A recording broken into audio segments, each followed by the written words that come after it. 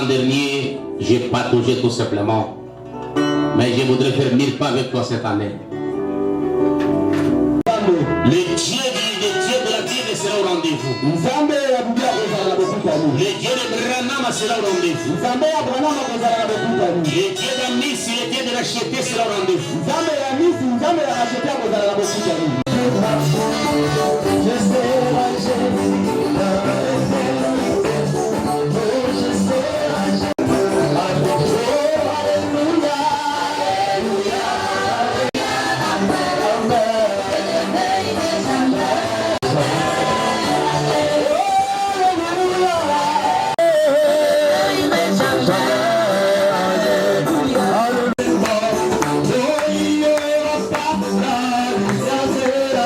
Vous êtes très content d'être ce soir.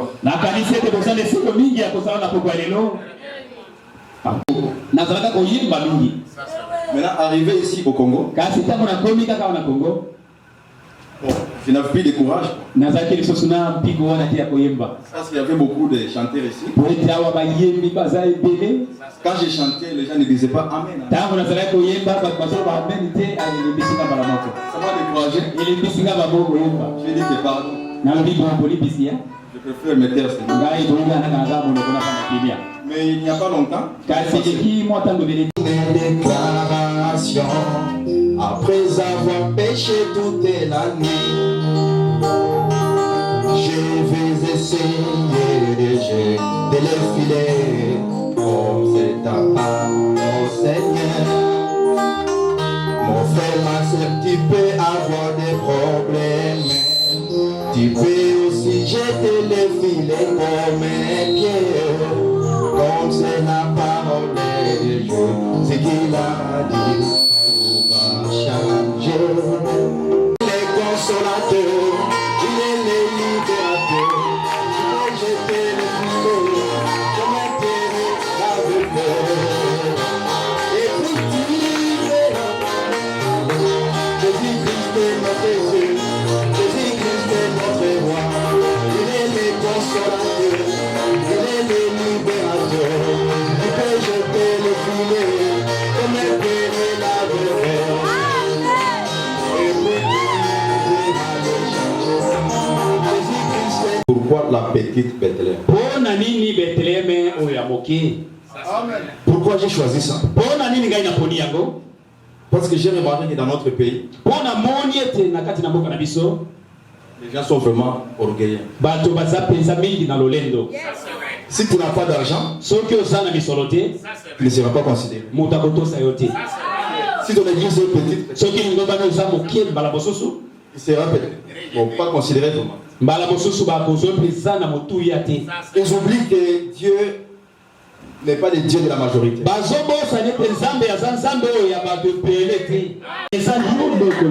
Entre dans ma bouche. Mets des paroles dans ma bouche. Je te prie de commencer avec nous cette culte. Et terminer avec nous. Au nom de Jésus-Christ. Amen. Mon nom c'est le frère Barnabas Amis. Mais c'est lui à moi. C'est lui le plus important. Il faut seulement avoir la foi. Vous verrez la main de Dieu. Amen. Amen. Vous devez jeter le filet. Peu importe les échecs. Peu importe les humiliations. Je te dis, jette encore les filets. Au nom de Jésus, tu verras les changements. Ce n'est pas un bon français. Ce n'est pas l'intelligence. C'est ça le plus important. Je vais lire dans les livres de Pourquoi la petite Bethléem.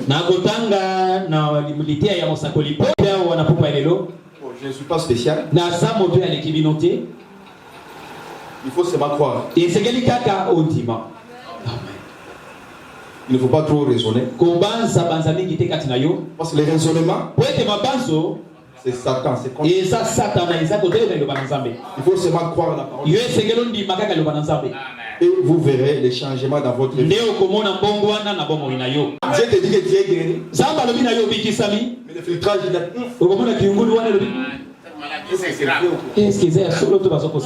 Mais il faut être comme un enfant. Il faut avoir quoi que ce soit. Il faut être comme un bébé. Et tu verras la gloire de Dieu. Comme ce soir, je vous dis que vous êtes bénis. Parce que moi je ne voulais pas prêcher. Dieu m'efforçait.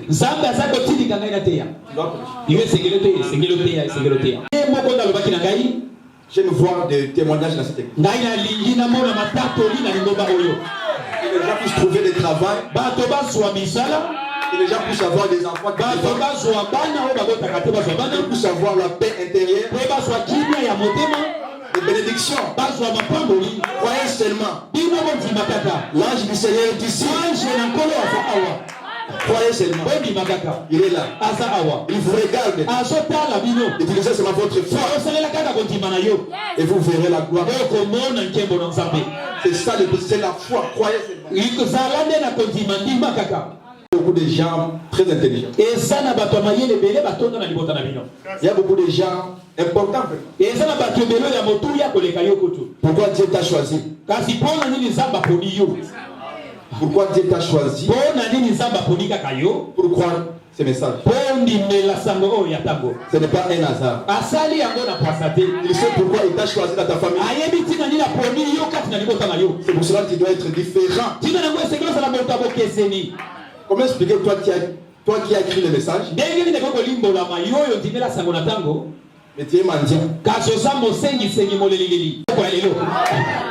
Si Dieu me connaît réellement, si Dieu me parle souvent, je brise tous les liens. Je brise, je chasse tous les démons. Soyez bénis.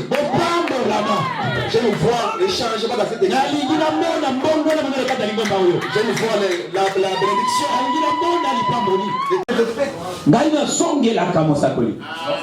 Il faut vraiment être Dieu. Voir l'ange du Seigneur ici. Ne doutez pas. Vous allez voir de grandes choses. Ce n'est pas pour rien que Dieu me parle souvent. Dieu m'a beaucoup forcé. On va prêcher comme ça. C'est lui vraiment. Soyez bénis. Soyez bénis. Que Dieu soit loué.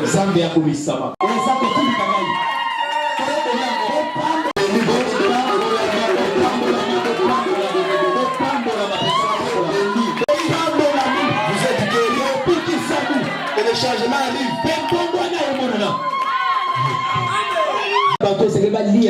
Vraiment une très bonne vie. Ce sont les Congolais. Parce que notre Dieu est riche. Non? Moi je connais beaucoup de prédicateurs qui prêchaient que Dieu est riche. Après, à quoi vraiment ça.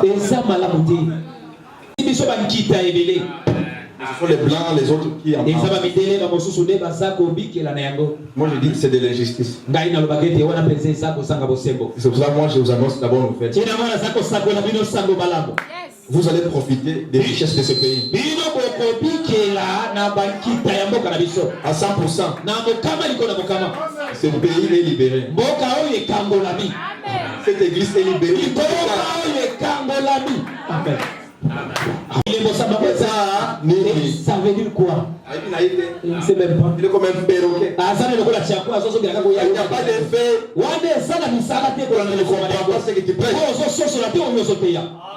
Il faut comprendre. C'est honnête. Caleb. Salomon Et je pense que vous connaissez Caleb. Josué et Caleb. Salmon était le fils de Caleb. Salmon wana azalaki mwana ya Caleb. Wana lingana pesa babosoli nde balobaki. Vous allez être humilié. Wana balingana pesa basoli. Mais comme c'est Dieu qui parle, Lokole za Nzambe nde azakolo mayeboko. il y aura des grandes choses. Et kosana makambo minene na sima. À tout celui qui va croire, à Na celui moto nyonso ya kobibona koloba wa. croyez seulement. Yo ndima kaka. Seka. Ils ont dit que tu es vraiment un. Balobi yo penzo za moto baseki eh. J'ai dit que ça va tomber. Na lobi kokwe ya lelo. Après, j'ai oublié. Na bosali na ngai. C'était 8h. Ezalaki 8h tango alobaki. Arrivé 12h, Tango ngova ya 12h ekoki. on avait déjà oublié. Tobosalaki biso nyonso tobosali. On a oublié tout. Tobosali nyonso elobamaki. On était en train de manger. Tovandaki tozolia. On a entendu seulement un bruit, Toyoki kaka makelele moko. comme une bombe. Lokola bombe ekoi. Bala moko. C'est quoi ça? C'est un trou. Et sali après timoli libulu bisike koya. Il y a quelqu'un avait jeté. Lokola te moto nde abuaki yango na kanda. Là, du dessous. Et timoli penza libulu. Les gens ont crié. Bato bagandi. Notre Dieu est vivant. Zambe na biso azana bomoi. Jusqu'à présent, Kindo lelo je suis prêché dans des églises. bazo te yanga na bamangomba. C'est resté une histoire. Et tikali penza masolo. Alors, Jakasa, il Na lonja na kasai na mushimai. les gens parlaient de moi. Bato basakolo bapona ngai. Sans me connaître même. Bayebi atanga ite. C'était l'œuvre de la foi. Ezalaki mosala ya continent. Na bongo na monene. Si c'est Dieu qui me parle, Soki eza Nzambe nde alobaka na bala na bala. il y aura des changements. Ekozala bongo na monene awa. Amen. Dans notre église, Na lingomba na biso nous avons reçu des pasteurs camerounais. toyambaki bakengeli moko bautaki Cameroun. Ils avaient des dons terribles. Bazalaki na makambo moko penza ya kokamwisa. C'est Satan. Bango olobaki ete eza Satana nde azosalela bato. Nous semons la parole. Biso tolingaka liloba. Ça m'a étonné. Ekamwisaki ngai Je me suis dit, na mitunaki. le prophète Branham, Mosakoli Branham sikoyo ye moko. c'est quelqu'un qui aimait beaucoup les surnaturels. Aza moto alingaki bikamwiseli mingi. C'est quelqu'un qui voyait des anges. Aza moto azalaki komona bange. Mais aujourd'hui, dans le message, Kasi lelo kati na sango. si tu dis que je vis un ange, Soki olobi ete namoni mwange. mais quand il lit les prophètes, Nasi namona mwange Gabriel. Amen. Amen. si tu refuses, c'est à Lio. Soki oboni kondima yango wa etali yo moko. Moi, je l'ai vu. Ngai namona ye. Et dans mon monde, on va me sous-souper. Et je vais voir d'autres. Si tu refuses, Soki oboni eza yo moko noboyi. Amen. moi, je l'ai vu. Ngai namona ye. Il était un peu beau gars là. Azalaki penza bonzenga. Na soki na penza ebele. Amen. Je sais que les gens ne croient pas. Nayebi ete bato bandimaka te. Tu sais, vous savez, Boyebi chaque 5h du matin, na bangonga nyonso mitano ya tongo. il faut commencer à vous réveiller. Esengeli osala makasi olamukaka. Tu pries, tu parles à Dieu. Obondela osolola nzambe. Pas pleurer, pas crier. Olela te oganga te. Parle seulement. Yo loba kaka na bonzo loba kaka. Il va te montrer l'avenir. Akotalisa yo lobi eza koya. Il va te promettre de bonnes choses. Akolata yo makambo malamu. Moi, je me réveille aussi parfois. Ngai nalamukaka mpe bala mingi. Moi, je n'ai pas dit tout le temps. Nalobi te ete ntango nyonso. Ça, c'est la bénédiction. Mpo na komona lipamboli na nzambe. Il faut aimer ça. Esengeli olinga yango. Si tu n'aimes pas ça, Soki olingaka yango te. tu ne verras pas ça. Okomona mpe yango te. Moi, j'aime ça. Ngai nalingaka yango. Et Dieu me parle souvent. Mpe nzambe asololaka nga mingimingi. Il suffit seulement que je puisse penser. Esengeli kaka ngai nakanisa. Je vois déjà les tableaux. Nakomona etando liboso. Je vois des événements. Bon. Namoni oyo ekosalema liboso. Dès que je pense seulement, Soki nabandi kaka kokanisa. je vois. Namoni bala moko. Comme est surnaturel. Eza ya bikamwiseli. L'avenir des chrétiens Bibundeli ya mondimi. est invisible. Emonanaka na miso bomoto te. Amen. Ce n'est pas des trucs comme ça. Eza makofi oyo te tokobunda na yango. Te. Notre armure Bibundeli na biso est invisible. emonanaka na miso te. Sengeli kosalela bibundeli Qui est invisible. oyo emonanaka na miso te. Excusez, pasteur. Je vais m'arrêter. Eza kosala ezala bongo. Parce qu'il voulait manifester sa gloire. Po alingaki amonisa nkembo na ye liboso na bato. Parce qu'en choisissant un homme costaud, Po ete soki aponi ngambe bapake molai ya vimba. les gens pouvaient dire que non, c'est parce qu'il est. Bato bakoloba bongo po asali ngambe bapake C'est ngo. cela que Dieu l'a choisi. Nde nzambe aponi ye po asala makasi C'est na ye. cela que Dieu choisit souvent des gens Nde yango mingi nzambe aponaka bato oyo insignifiants. oyo mpenza bazotalisa eloko te. Il ne faut pas vous sous-estimer. Yo komimonaka moke te. Parce que les grands rois divins Po ete nzambe oyo mokonzi monene est ici. ye aza awa kati na biso. Ki molobi mbesi moko Les agriculteurs, balobi bakati bilanga des gens sans valeur. bato oyo baza na botuya te na biso bato. On dit que Pierre ne connaissait même pas écrire son nom. Elobi ete petro ayebaki ata kokoma kombo na ye moko te. Vous ne connaissez pas? Ayebaki na ye te. Exactement. Mais il avait l'instinct de le faire. C'est ça le plus important. Amen. Il y a quelqu'un ici. Amen. Pour ceux qui veulent voir, peuvent voir. Amen. C'est lui qui les parle souvent. Il a vu votre souffrance. Il a vu votre humiliation. Amen. Tout doit prendre fin maintenant. Chaque chose a son temps. Il y a du miel, le lait, on va manger 8 fois. Monsieur, ce n'est pas bien. Tu es envoyé dans ce pays. Dans un but. Amen. Je vais sauter. Amen. Amen. Je termine déjà. Les sorciers de ta famille ne sauront pas t'arrêter. Ils vont se réunir comme ça, même 10 000. Ils ne vont jamais annuler le destin de tes sur toi. Ils ne sauront pas arrêter. De faire échec à ce but. Je vous dis ce soir, le diable est incapable de détruire ce que Dieu a prévu pour toi.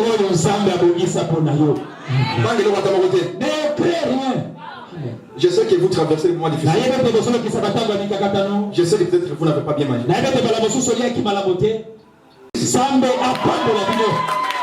Croyez seulement. Amen. Vous verrez la gloire de Dieu.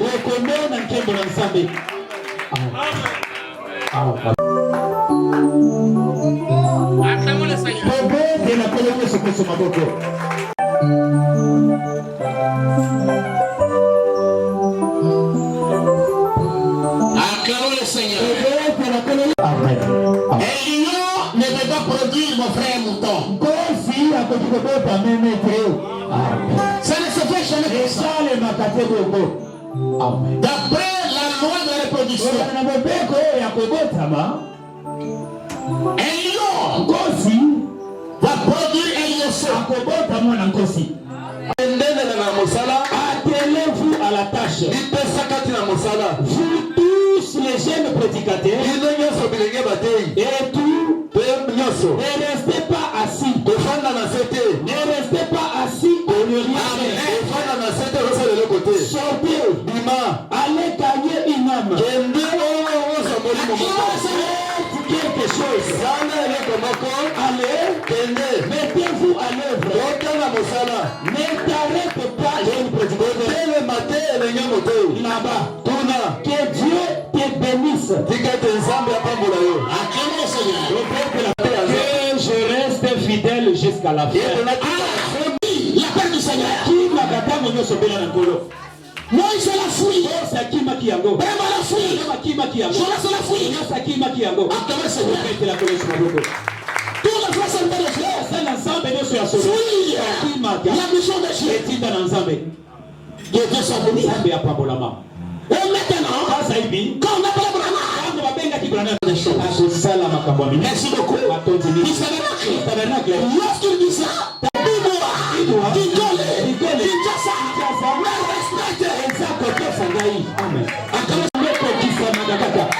ton ministère est combattu. Mais tu avais la foi.